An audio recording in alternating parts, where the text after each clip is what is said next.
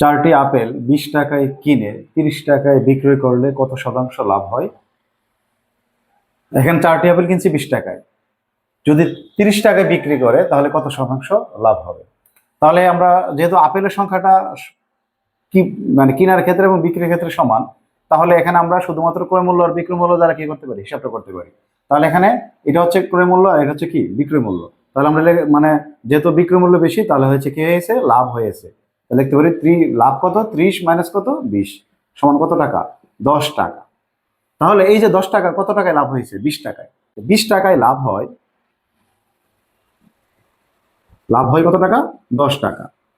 1 টাকায় লাভ হয় এত টাকা। সুতরাং যেহেতু শতাংশে বলছে, তো 100 টাকায় লাভ হয়। তাহলে আমরা শূন্য কাটতে পারি, 5 দিয়ে কাটলে কত, আর 2 দিয়ে কাটলে কত, 5। তাহলে 5 দোকানে 10%। সঠিক উত্তর কত, খ নাম্বার 50%।